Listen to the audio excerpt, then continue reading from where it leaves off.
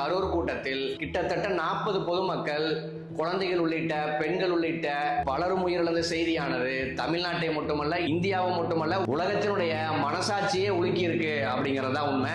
சம்பவம் நடந்த நாளிலிருந்து இன்றைக்கு வரைக்குமே விஜய் தரப்பினர் நடந்த தவறை ஒத்துக்கொள்ளாம டெய்லியும் ஒரு கான்ஸ்பிரசி தியரி எழுதி இந்த சமூகத்தை மிகப்பெரிய அளவில் மிஸ்லீட் பண்ணிட்டு இருக்காங்க அப்படிங்கறதா உண்மை.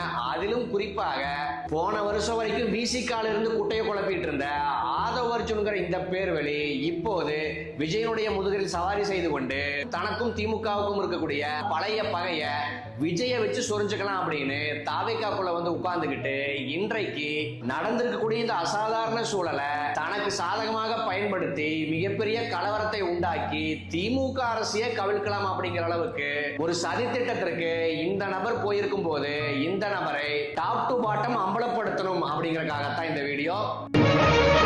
யுத்தங்கள் தோன்றட்டும், ரத்தங்கள் சிந்தட்டும், பாதை மாறலாமா?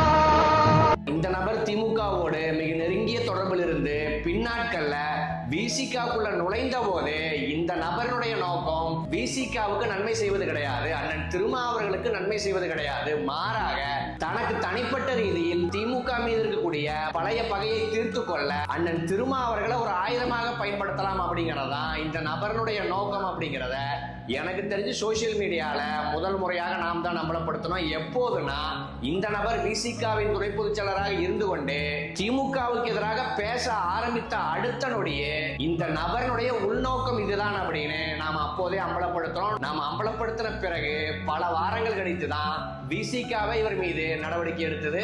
அப்போதே நாம் தெளிவாக என்ன சொன்னோம்னா, இந்த நபருக்கு அண்ணன் திருமாவர்களை துணை முதலமைச்சர் ஆக்கணும், விசிகாவை ஆட்சியில பங்கெடுக்க வைக்கணுங்கிறதெல்லாம் நோக்கம் கிடையாது. இந்த நபருடைய தெளிவான அஜெண்டா என்பது எனக்கு பின்புலத்துல காசு இருக்கு, அந்த காசை வச்சு விளையாண்டு எனக்கு எதிரான திமுகவை நான் வீழ்த்தி காமிக்கிறேன் பாரு அப்படிங்கிற இந்த புள்ளியில் மட்டும்தான் இந்த நபர் முதல் நாள் தொட்டு இயங்குகிறார் அப்படின்னு ஆரம்பத்திலேயே நாம் அம்பலப்படுத்தணும். நாம அம்பலப்படுத்திய காலகட்டத்தில் கூட சில விசிகா தோழர்கள் கூட நம்ம கிட்ட கோச்சுக்கிட்டாங்க.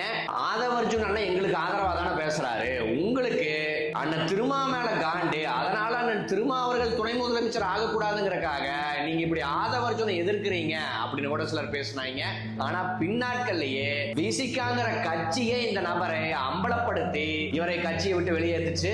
அதுவும் கட்சியை விட்டு நிரந்தரமாக நீக்கலங்க. மாறாக அண்ணன் திருமா அவர்கள் தற்காலிகமாக இந்த நபரை நீக்கிறேன், இந்த நபர் ஒரு தனி உலகத்தை கொடுத்து கட்சியில் இணைந்து கொள்ளலாம் அப்படின்னு தான் சொன்னார்.